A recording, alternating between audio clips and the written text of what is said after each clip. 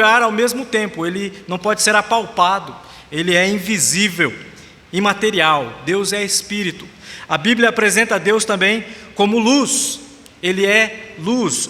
1 João 1,5 diz que Deus é luz, e a ideia é que ele é oposto ao que é trevas.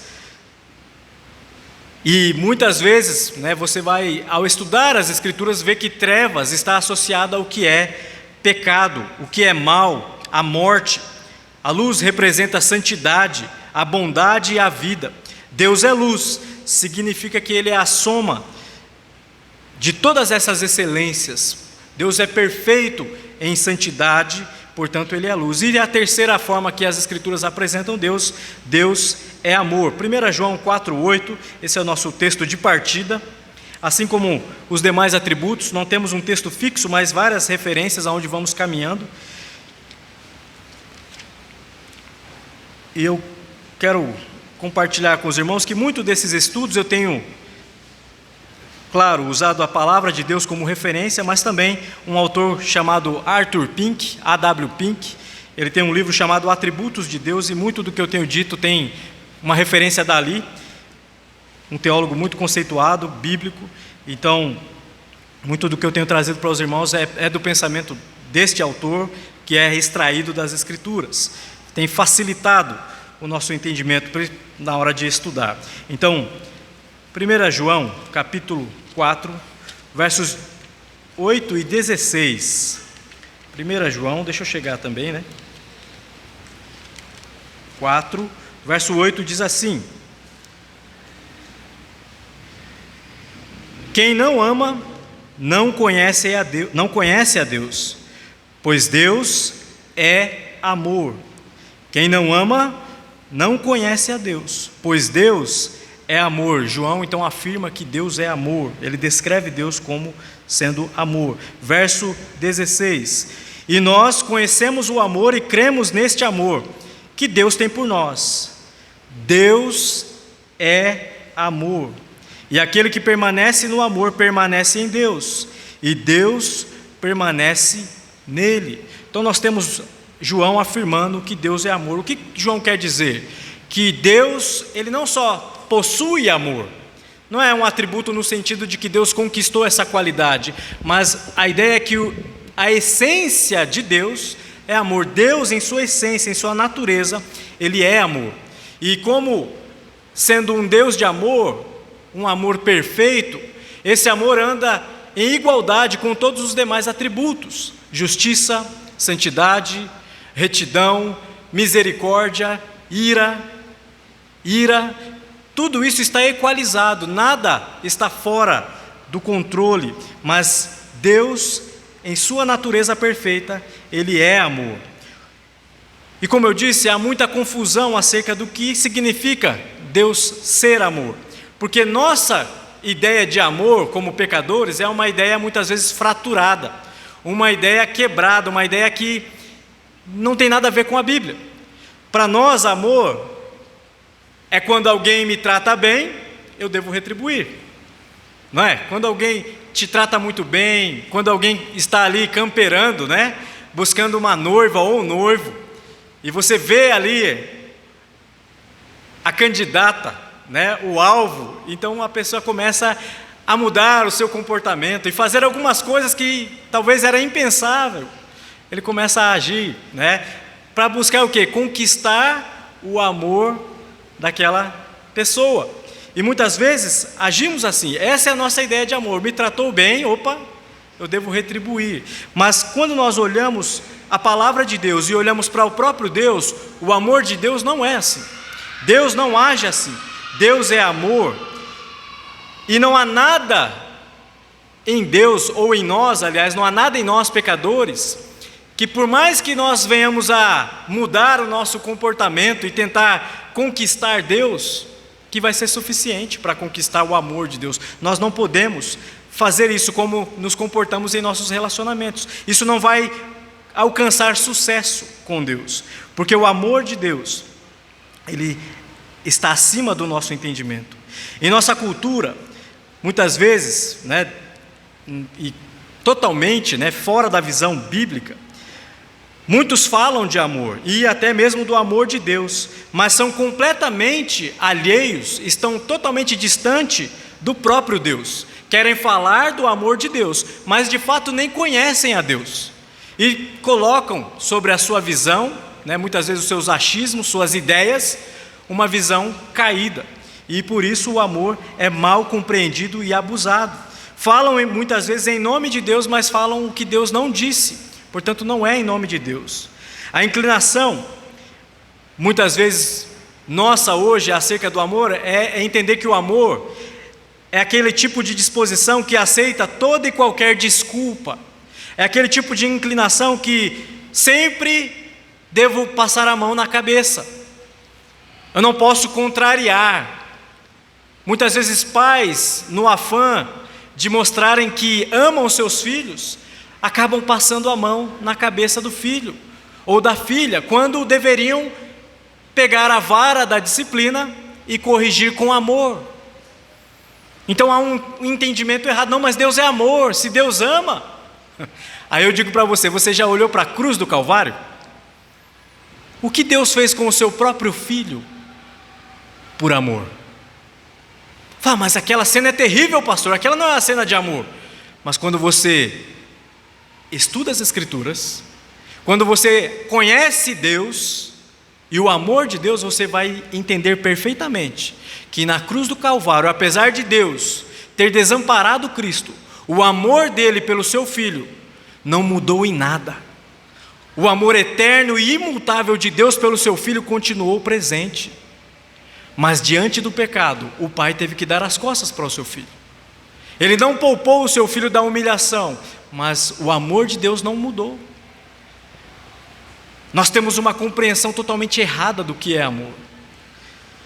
O fato de que Deus puniu o pecado da humanidade no seu Filho não quer dizer que Ele odiava Cristo, mas Ele ama o Filho amado, o Filho em quem me comprazo, as Escrituras dizem. Ele não deixou de amar Jesus, mas por amor Ele precisou punir o pecado naquele que não tinha pecado, e por amor não só a Cristo, mas também aos pecadores. Há uma urgente necessidade no dia de hoje de que nós, eu estou falando aqui com os crentes, a igreja, aprenda o que de fato é amor, o que a Bíblia diz acerca de Deus ser amor, o que é o amor de Deus. Porque muitas vezes, ao olhar para o convívio da igreja, nós vemos um esfriamento, muitas vezes, em sua espiritualidade, por uma má compreensão do que é amor, um esfriamento nos relacionamentos, porque não compreendem o que é o amor divino, e porque não compreendem, não provaram, não estão entendendo, conforme a palavra descreve, estão vivendo ao seu modo, e a consequência é esfriamento, egoísmo. Não queremos sacrificar pelo outro, e isso tudo vai de encontro com o que Deus é, o amor que Ele é em sua essência e oferece a nós. Por isso é urgente a necessidade de que, como igreja, como crentes em Jesus Cristo, aprendamos o que de fato significa Deus ser amor. Vivemos em dias, irmãos, em que há pouco amor verdadeiro, genuíno, pelo Deus da palavra. Muitos estão amando o seu Deus, criado com o seu coração, com a sua mente, com o seu entendimento, mas ignorando o que as Escrituras dizem, ignorando o Deus da palavra, o Deus verdadeiro. E tem se esfriado no serviço ao Senhor, no louvor, tem esfriado em sua dedicação para com o próximo. Vivemos em dias de guerra, não só lá fora, não só lá na Europa, mas há uma guerra travada em nossos corações e em nossas mentes. Em sua mente e em seu coração é travada uma batalha a cada dia. Que tipo de amor eu vou demonstrar? O amor que eu acho que é o certo, que me beneficia, aquele amor que quer que todos me tratem bem, ninguém me repreenda ou me corrija, ou me exorte, mas só passe a mão na minha cabeça, vem cá, encosta a cabecinha aqui no ombro, vem cá. Muitos acham que amor é isso, mas à luz das Escrituras, nós vemos que Deus não ama assim. E Deus, sendo amor, jamais agiu assim. Precisamos aprender urgentemente o que significa Deus é amor, amor de Deus.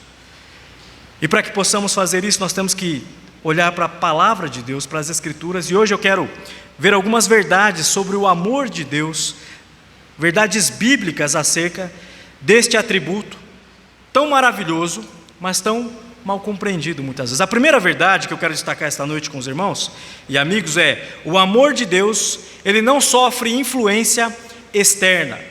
Ou seja, o amor de Deus não é conquistado, mas Deus espontaneamente o concede, o dá. O amor de Deus não sofre influência externa. A ilustração que eu usei no começo já estava atropelando esse ponto, né? Mas é essa a ideia. Nós, como seres humanos criados, caídos, nós cativamos, buscamos cativar e conquistar amor. Com Deus isso não funciona.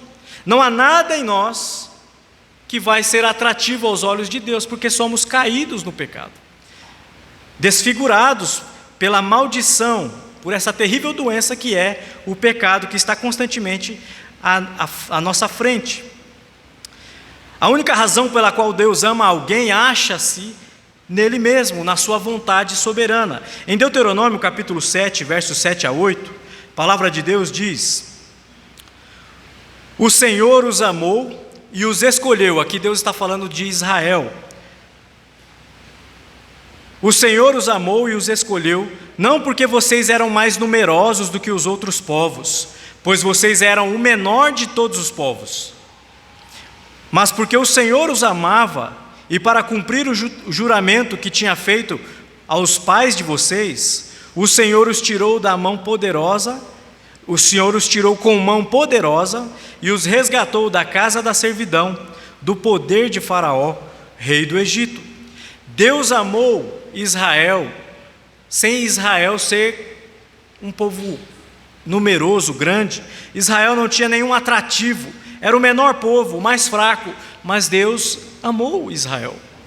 Deus amou o seu povo desde a eternidade e, portanto, o ser humano, e não só o povo de Israel, nada tem que possa ser a causa daquilo que se acha em Deus, daquilo que Deus tem desde a eternidade. Amor, Deus tem por este povo amor desde a eternidade. O seu amor provém dele próprio. 2 Timóteo 1,9 diz que nos salvou e nos chamou com santa vocação, não segundo as nossas obras, mas conforme a sua própria determinação e graça que nos foi dada em Cristo Jesus antes dos tempos eternos, segundo a própria vontade de Deus. Ele nos amou. Não há nada em nós, não há nada em você que faça os olhos de Deus brilhar e falar: esse merece, esse ganhou um cantinho especial no céu. Não, ninguém vai fazer com que a pupila de Deus salte por mérito, por obras. Deus não nos amou porque nós o amávamos, mas nos amou antes de nós termos qualquer atração, qualquer demonstração de afeição por Ele, sequer uma partícula em favor de Deus. Antes de agirmos de qualquer modo, de olhar para o Senhor, Ele antes disso já nos amava. O verso de 1 João 4,19 diz: nós amamos a Ele porque Ele nos amou primeiro. Se Deus nos tivesse amado em resposta ao nosso amor, então o seu amor não seria um amor espontâneo, seria uma resposta, uma retribuição. Então o seu amor seria visto mais como uma recompensa.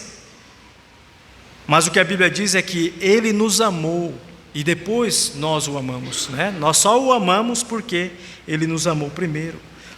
É claro que o seu amor não foi e não é influenciado, nada que é externo pode ganhar a afeição de Deus. Para que se honre a Deus e se alegre o coração do seu Filho, é altamente importante que entendamos com clareza a verdade preciosa de que Deus é amor e que Deus nos ama. O amor de Deus por mim e por todos aqui, cada um dos que estão aqui, dos que são seus, foi movido pelo próprio Deus. Não foi motivado por nós ou por um atrativo em nós, mas foi dispensado por graça, um favor não merecido.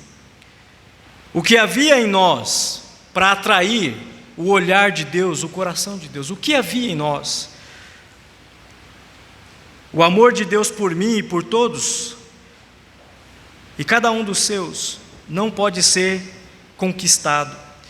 Nada há em nós, absolutamente nada, que possa cativar o amor de Deus. Ao contrário, havia em nós, em você, em cada um aqui esta noite, havia em nós todos os motivos para Deus nos repelir, nos condenar. O nosso pecado, o pecado que habita em nós, é razão suficiente, não para Deus nos amar, mas para Deus, justamente em sua ira, nos castigar.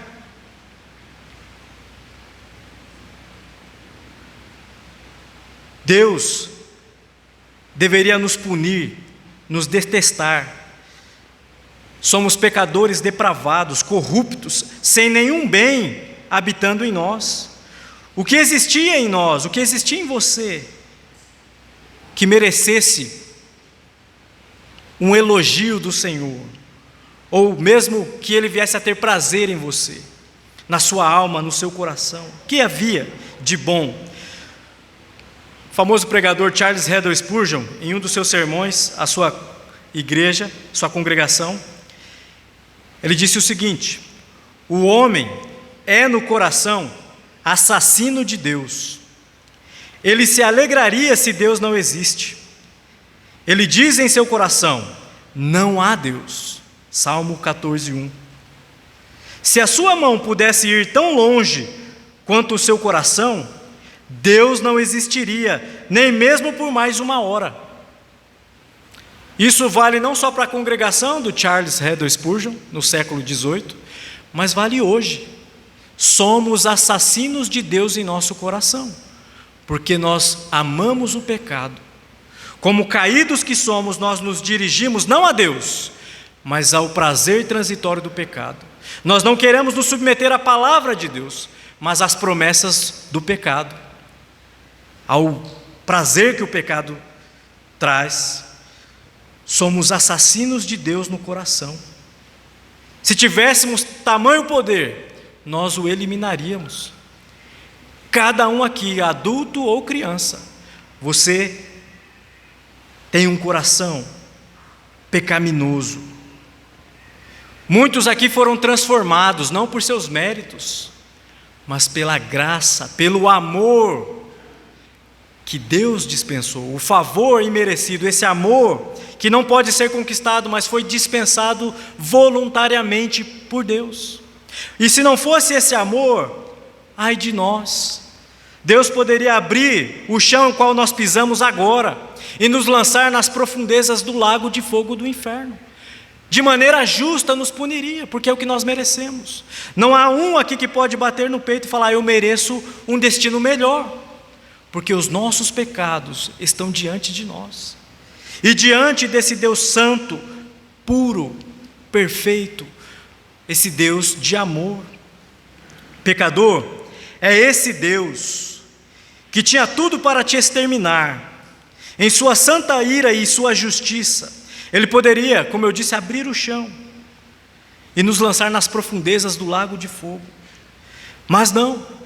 A verdade que as Escrituras trazem é que, e aqui é o segundo fato, a segunda verdade que eu quero destacar, é que Deus é um Deus de amor, e um amor que é eterno. Apesar de sua justiça e sua ira, Ele em seu amor eterno, assim como Ele o é, que não tem começo e nem fim, não teve princípio. Seu amor também não teve princípio. A realidade é que nós nem mesmo podemos compreender esta verdade. Algo que é sem começo e sem fim, que sempre existiu. Como nós, em nossa mente limitada, não podemos. Mas a verdade é que quando nós não podemos compreender com a nossa razão e poder explicar de forma lógica, a nossa disposição deve ser de se inclinar e adorar aquele que é incompreensível, porque Deus é incompreensível para a nossa mente. Não quero desanimar você para que você desista de buscar conhecê-lo, mas a verdade é que para a nossa mente humana e caída, e limitada pelo pecado, é dificílimo, mas é um esforço que Deus ameniza, é um trabalho duro que Deus ameniza com a sua graça e com o seu Espírito Santo. Nós podemos ganhar sim conhecimento dele, mas a verdade é que jamais neste mundo, neste tabernáculo mortal, neste corpo caído, nós não vamos compreendê-lo de forma perfeita. Nós dependemos do retorno do nosso Senhor Jesus Cristo, da glorificação de nosso corpo mortal, dependemos dele nisso, e suplicamos a ele, desejamos ardentemente o seu retorno, para que possamos vê-lo perfeitamente de uma vez por todas. Mas enquanto esse dia não chega, nós devemos buscá-lo e amá-lo por gratidão, porque o amor dele pelo seu povo é um amor eterno. Jeremias 31:3 diz: de longe o Senhor lhe apareceu dizendo, com amor eterno eu amei, por isso com bondade te atraí. Que alegria é saber que o grandioso e santo Deus ama o seu povo antes que o céu e a terra existissem. Antes de os céus e a terra terem sido chamados à existência pela voz de Deus, ele, no coração dele, na mente dele, já se propusera, desde a eternidade, amar este povo escolhido, povo santo, povo dele. Esta é uma prova clara de que o amor de Deus é um amor espontâneo, pois antes que houvesse o mundo, ele amou o seu povo. Em Efésios capítulo 1, versos de 4 a 5, Paulo diz: antes da fundação do mundo, Deus nos escolheu nele, para sermos santos e irrepreensíveis diante dele.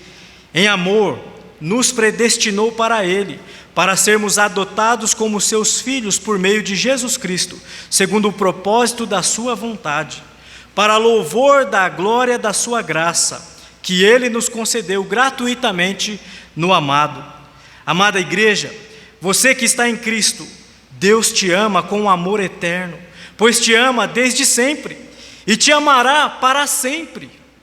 O amor de Deus não tem fim, não tem começo e não tem fim. E o mais delicioso e maravilhoso de tudo isso é que esse amor não depende de você, não depende de mim, não é por meio das nossas obras, é porque Deus quis nos amar. Ele, sendo eterno, Ele quis nos amar desde a eternidade, pelo beneplácito da sua glória, para o louvor da glória da sua graça. Ele nos concedeu, Ele nos dispensou do seu amor.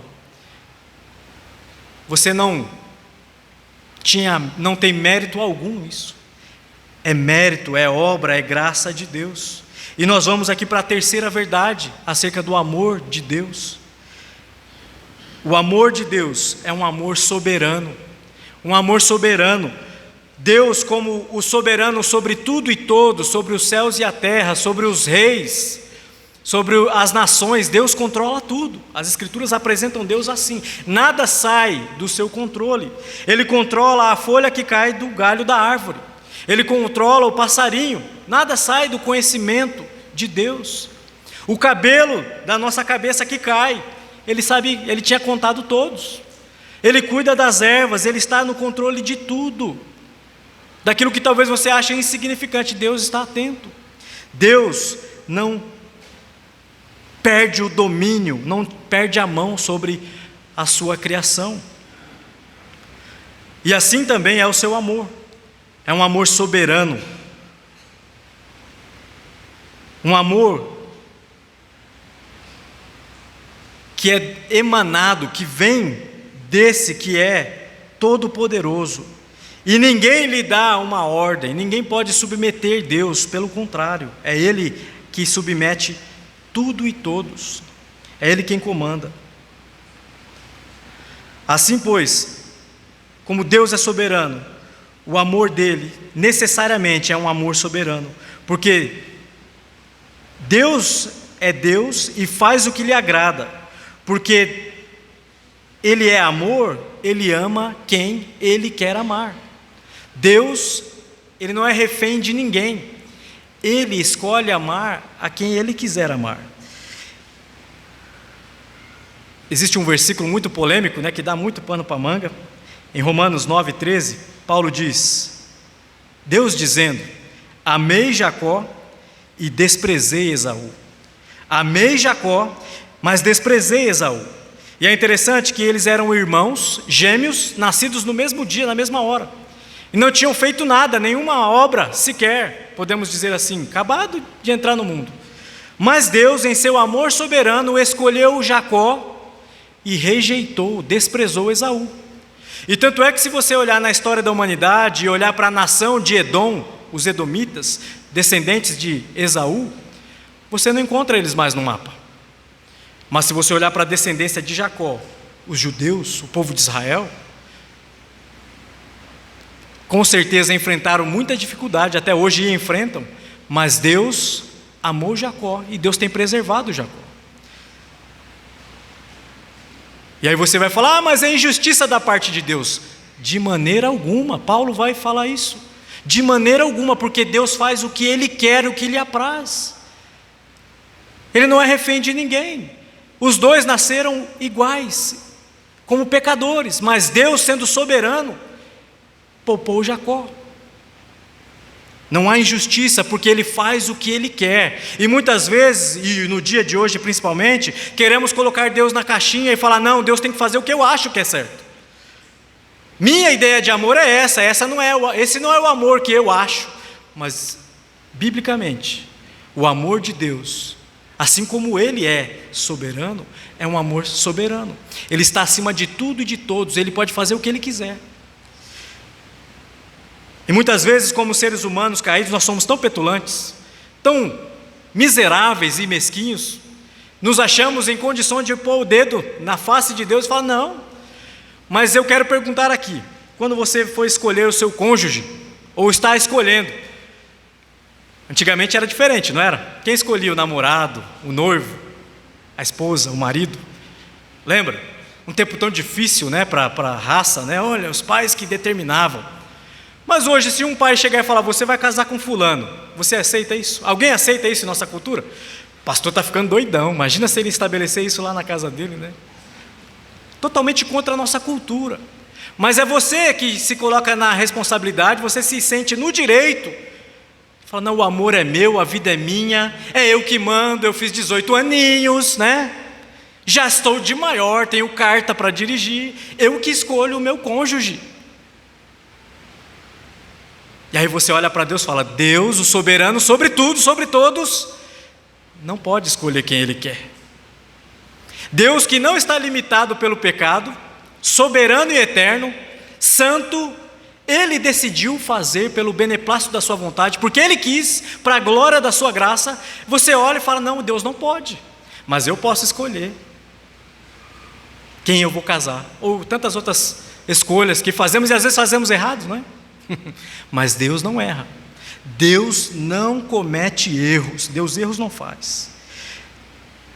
É uma verdade tão difícil da gente engolir, não é, irmãos? Eu falo por mim, mas é isso que a Escritura apresenta para nós. Isso que é ser o Criador soberano, isso que é Deus sendo Deus soberano e soberano em amor. Podemos ter nossas perguntas, mas quando não há uma explicação, quando não há uma compreensão perfeita para nós, nós não temos que nos rebelar, pelo contrário, nós temos que nos humilhar e adorar a Deus em submissão, porque é isso que muitos homens na palavra de Deus fazem. Nós temos exemplos, por exemplo, como Abacuque, a história da nação de Israel ali sofrendo com as suas mazelas internas, pecado, desigualdade social no nível extremo, os que tinham pisando sobre os que não tinham, fome, prostituição. Abacuque, como profeta de Deus, olha e fala: Senhor, vem ajudar, vem tratar o seu povo. Deus fala: eu vou tratar, só que eu estou trazendo um povo que é pior 10 vezes que vocês. Eu vou usar a Babilônia para purificar o meu povo. E Abacuque se desespera e fala: como? Esse povo terrível, que os cavalos soltam fogo pelas narinas, que são como lobos, implacáveis, assassinos, o Senhor vai trazer essa nação pagã, que nem te adora, para punir nós? Ele fala assim. Abacuque não consegue compreender o plano de Deus, a vontade de Deus, a determinação de Deus, o que Deus quer fazer. Mas ele vai chegar lá no capítulo 3 e ele vai fazer o que? Ele vai adorar a Deus em submissão. Ele fala: ainda que a figueira não floresça e não haja fruto na vide, o que eu vou fazer? Eu vou me alegrar no Deus da minha salvação. É no Senhor que eu vou descansar. Eu não compreendo, mas eu adoro, eu me inclino em adoração, porque eu sei que o Senhor erros não faz. Eu sou insignificante, eu sou um tolo, eu coloco a minha mão na boca e me humilho perante a sua soberania. É essa a nossa disposição. Quando compreendemos quem Deus é em seu amor, em Deus soberano, em amor, nós temos essa atitude. É isso que Ele espera de nós. Agora, suponha que, por um só momento, se Deus não fosse esse soberano, que não está refém de ninguém, Ele está, por exemplo, houvesse uma lei que Deus tinha que se submeter a essa lei, a lei do amor. Imagina que tem a lei do amor e Deus tem que se submeter à lei do amor.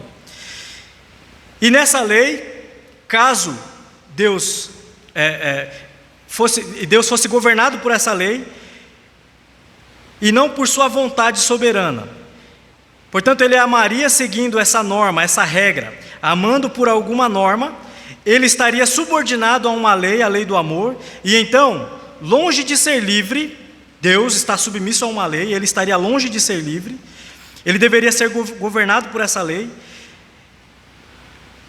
Dá para imaginar Deus sendo soberano, mas tendo que se submeter? Ele é soberano, mas aqui não, aqui Ele tem que amar do jeito que eu acho que Deus tem que amar, do jeito que é politicamente correto, porque é errado Ele querer rejeitar alguém, porque Ele é Deus, Ele tem que aceitar todo mundo, mas não é isso que as Escrituras apresentam. De maneira alguma, Deus está acima de qualquer lei, é Ele quem faz as leis, é Ele quem legisla, é Ele quem julga. A palavra de Deus diz que em amor nos predestinou para filhos de adoção, por Jesus Cristo, para si mesmo. Segundo o quê? Segundo alguma virtude que Ele previu em nós? Alguma lei? Não. Foi segundo o beneplácito da sua vontade, foi segundo o que Ele quis. A ideia que beneplácito é o seu desejo, sua determinação. Deus não está refém de ninguém, e com isso nós pulamos para a próxima verdade.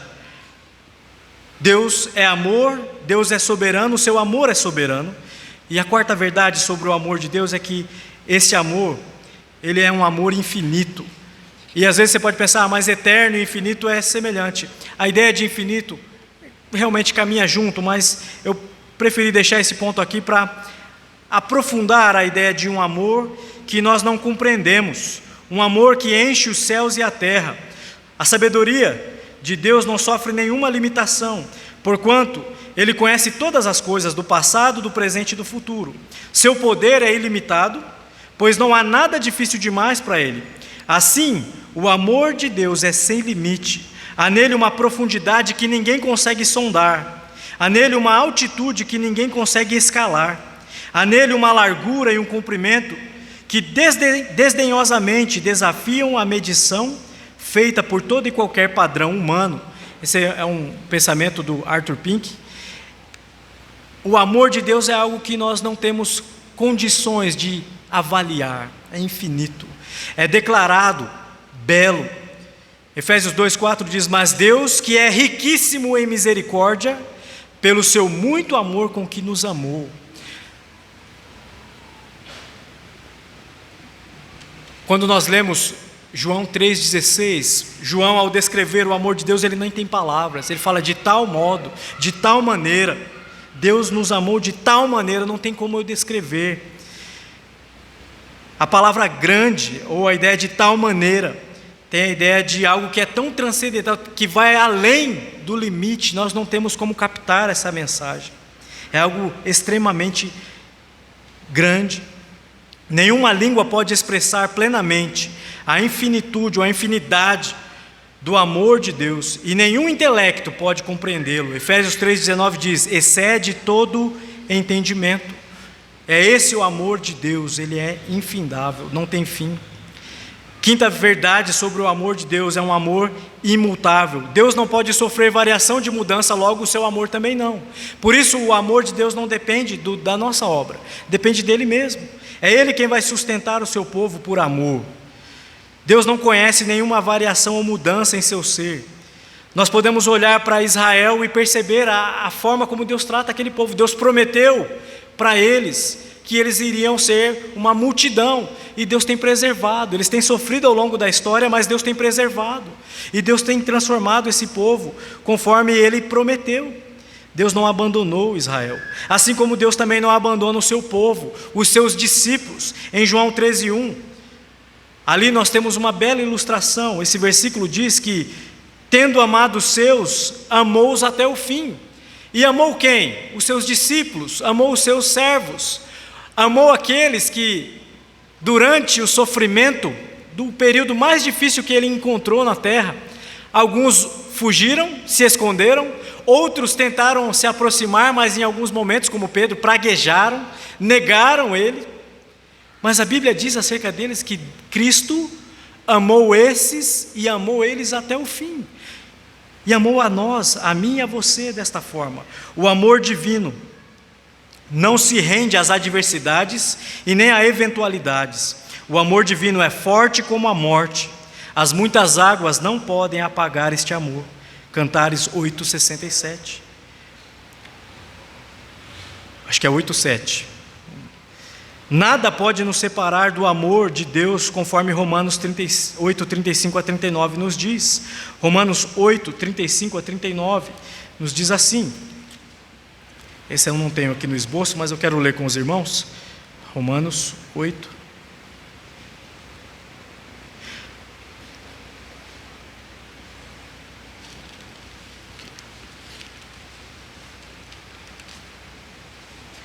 Texto muito conhecido, mas que vale a pena sempre relembrar.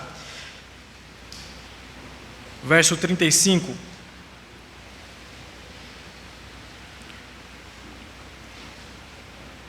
Quem nos separará do amor de Cristo? Será a tribulação, a angústia, ou a perseguição, ou a fome, ou a nudez, ou o perigo, ou a espada? Como está escrito: por amor de ti somos entregues à morte continuamente. Fomos considerados como ovelhas para o matadouro. Em todas estas coisas, porém, somos mais do que vencedores, por meio daquele que nos amou. O amor de Deus é imutável. Por mais que venhamos a falhar, tropeçar, o amor dele não cai. Se você creu e se submeteu a ele, você não cai da graça, como alguns ensinam por aí. A graça dele continua, e é essa graça que vai te sustentar, é esse amor que vai te levantar, é esse amor que vai sempre nos fazer fortes para resistir às ciladas e às investidas dos nossos inimigos. A nossa carne, este mundo e o diabo, Satanás, está ao nosso derredor. Estão em todo o tempo querendo nos humilhar, nos derrubar, tirar de nós essa verdade tão clara como a neve, que Deus nos ama e o seu amor não muda, jamais. O amor de Deus é um amor santo. Essa é a sexta verdade acerca do amor de Deus. O amor de Deus não é regulado por um capricho, paixão ou sentimento, mas por um princípio. Exatamente como a sua graça reina, não às suas próprias custas, não somente por graça, mas por causa da justiça de Deus derramada em Cristo Jesus na cruz do Calvário, lembra? Houve um pagamento pelo pecado. A graça, ela não é uma graça barata. A salvação não custou nada, não custou para mim e para você, mas foi caríssima para Deus. Ele moeu o seu filho na cruz do Calvário. Ele derramou o sangue do seu próprio filho para pagar o preço que hoje nós cantamos, o preço está pago, né? Pago está o preço. Eles mudam as letras e a gente fica às vezes confundindo, mas o preço foi pago, e é isso o que interessa, né? Cristo pagou com o seu sangue a nossa dívida, e é isso que nós devemos entender. Esse é um amor santo. A justiça de Deus foi derramada sobre Cristo na cruz do Calvário. O seu amor nunca entra em conflito com a sua santidade. Lembra, Deus é luz, E antes de João dizer que Deus é amor, lá em 1 João, no capítulo 1, verso 5, ele afirmou: Deus é luz, ou seja, em primeiro lugar, Deus é santo. E em consonância, falando junto com a santidade de Deus, Ele é amor. Você sabe que santidade implica no sentido de que Deus, Ele abomina o pecado e Ele pune todo o pecado. Ele se afasta do pecador por causa do pecado. Nosso pecado faz separação, nos coloca distantes de Deus. E por causa da sua santidade, nós sofremos esse distanciamento de Deus. Mas o amor dele não ignora o nosso pecado. E por isso ele enviou Cristo para sofrer o nosso lugar, para pagar o preço do nosso pecado. Há em Cristo um pagamento que satisfaz a ira de Deus. E só por Cristo nós podemos receber então o amor de Deus. O amor de Deus nunca entra em conflito com a sua santidade, com a sua justiça ou com a sua ira. Como eu disse, João menciona que Deus é luz antes de mencionar que Ele é amor. E muitas vezes hoje nós temos um conflito na nossa mente e muitas vezes em nosso meio. Achamos que amor é amor a toda prova. O amor não pode corrigir, exortar, disciplinar. Nossa, sua igreja disciplina? Talvez alguns que não são do nosso meio vão ficar horrorizados. Não, a igreja disciplina. Ela expõe o pecado e busca sarar, por meio da palavra de Deus, do Espírito Santo de Deus, o pecador, com amor. É necessário, é algo ordenado nas Escrituras. E veja o que Hebreus 12:6 diz: o Senhor corrige o que ama. O Senhor corrige o que ama e açoita a qualquer que recebe por filho. Hebreus 12:6. Deus é amor, irmãos, mas amor nunca está em conflito, nunca é oposto ou contra a correção, a disciplina amorosa. Deus sempre vai corrigir e vai disciplinar e vai exortar os seus filhos, o seu povo. Deus não tolera o pecado, principalmente no meio do seu povo. O seu amor é puro e não se mistura com nenhum sentimentalismo barato. Portanto, nós vamos amar. O fato de tratar pecado e muitas vezes disciplinar o pecador por causa do pecado, isso é amor, amor divino sendo ilustrado na igreja. Não fique com essa ideia de que não, passa a mão na cabeça, conversa. Não, existe a necessidade de uma exortação, de uma correção, de uma disciplina, para que possa haver uma contrição, um arrependimento público que mostra, em primeiro lugar, eu sei que eu ofendi a Deus e o meu próximo, e eu estou arrependido, estou pronto para fazer o que tem que ser feito. É o que a Bíblia ensina, porque Deus age assim com o seu povo. Não é uma imposição da liderança pastoral, dos homens, é uma imposição bíblica. É Deus quem diz que é para andarmos assim. Amor faz isso, age assim. Não é um amor passivo, doentio, mas é um amor consciente, cheio de razão. Deus, Ele trata o seu povo desta maneira. Sua santidade não tolera o pecado. Deus é amor, Deus é santo. Andam juntos. Como povo de Deus devemos aprender isso. Amar é também corrigir e disciplinar. Pois se falharmos em praticar essas facetas do amor, não amamos de fato. Você se engana ao achar que, não corrijo, não disciplino, essa igreja é só alegria. Será que de fato está compreendendo o que é amor bíblico? Ou está andando na sua mente, na sua ideia, na ideia do mundo? Você vai aí para o mundo velho que nós vivemos, que nem diz o caboclo. Hoje os pais não podem disciplinar os filhos. É muito triste. Disciplinar em amor da maneira correta, mas você é proibido de fazê-lo. Se você fizer e alguém te denunciar, mesmo que foi feito da maneira correta, você está encrencado. Isso não é de hoje. O mundo vem com essa ideia sempre. Porque é isso que o diabo quer. Indisciplinados, insubmissos, insubordinados, pessoas que fazem o que quer, pensam que são deuses. E isso tem entrado e infiltrado de tal forma dentro da igreja, onde líderes têm sido omissos, em aplicar a disciplina, a correção bíblica, amorosa. E dizem que estão falando e liderando em nome de Deus quando não estão. Não é isso que nós vemos na Sagrada Escritura. Deus é amor e o amor de Deus é um amor santo, como Deus é santo. Precisamos tratar os pecados. Aprenda, povo de Deus, aprenda o quanto antes, para não falharmos mais. Nós temos na Escritura o exemplo do apóstolo João, o apóstolo do amor. Mas quando você lê a carta de João, você vê como ele trata as situações, como ele busca tratar com os falsos mestres.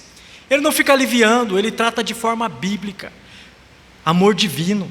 Ele repreende a igreja, ele repreende os que são falsos mestres. Ele é durão, mas é o amor.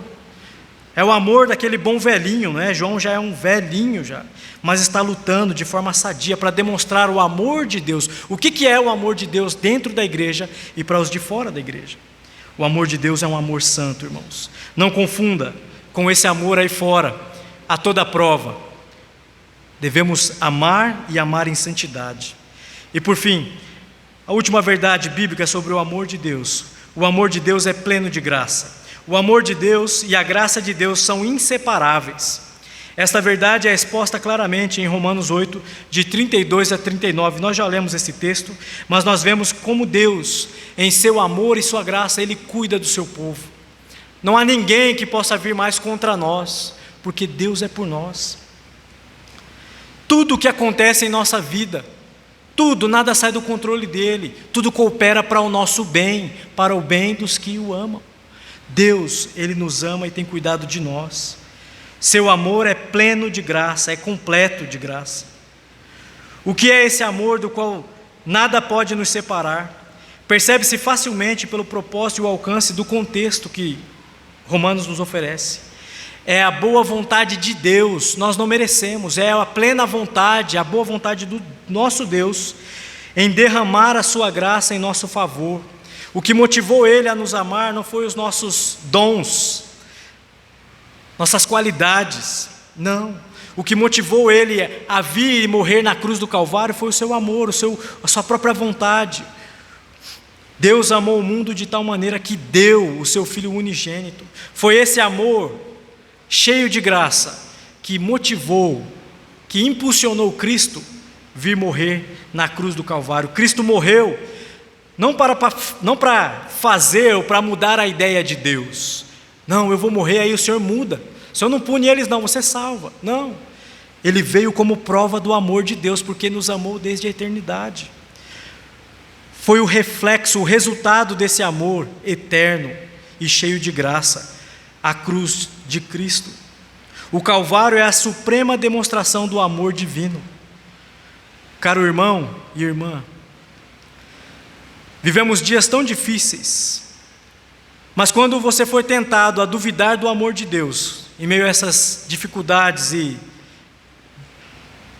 situações que enfrentamos, quando você estiver tentado a duvidar do amor de Deus, volte-se para o Calvário, olhe para a cruz.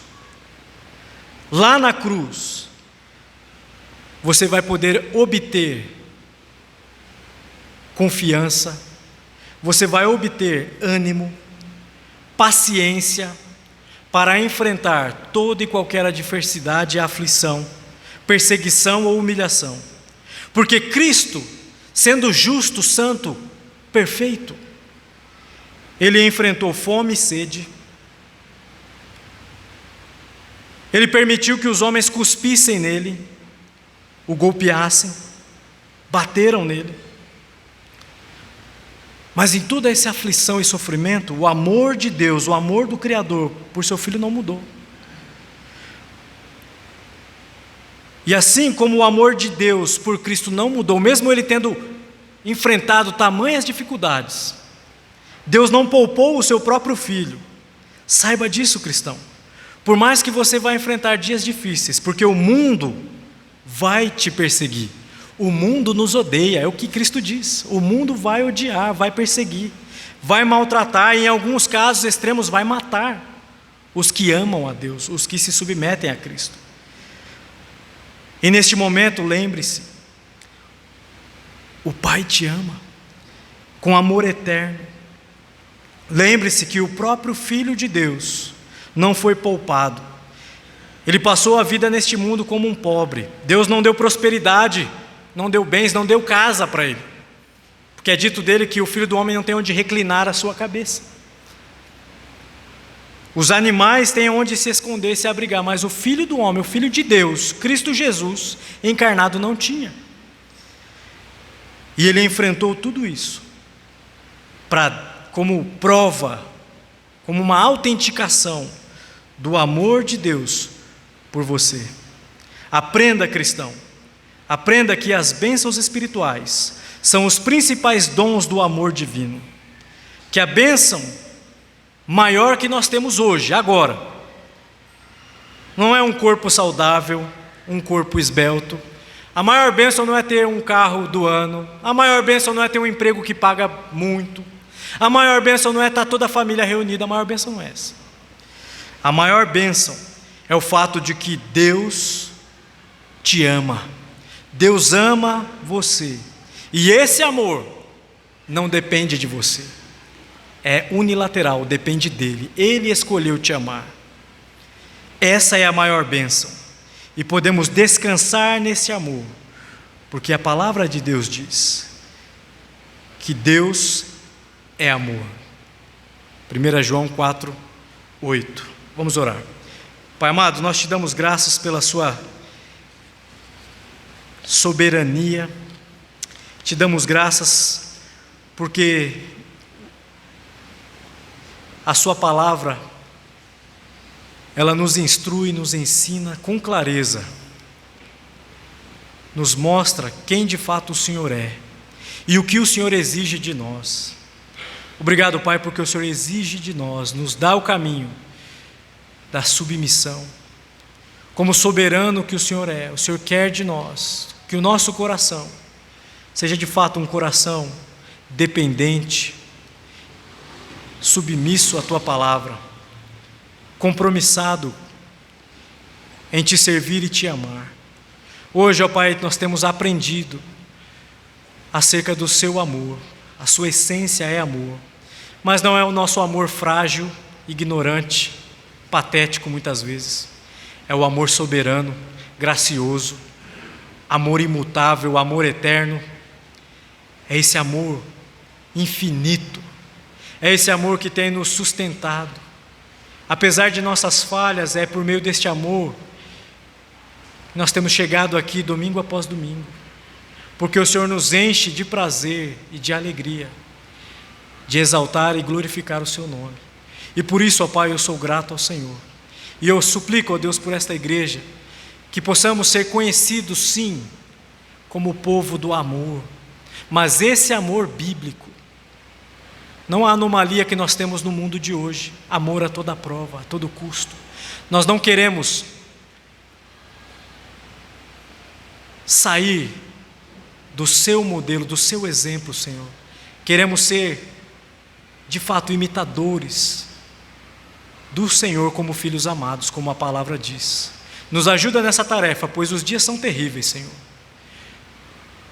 Inimigos têm nos cercado, o mundo jaz no maligno, e cada vez mais é difícil mostrar amor, mas nos capacita, Senhor, a olhar para o Seu Filho, a olhar para a cruz do Calvário, e nos animar, reanimar o nosso amor, e extravasar esse amor entre nós e para com aqueles que nos cercam, e até mesmo para com os nossos inimigos, como a Tua palavra nos exorta.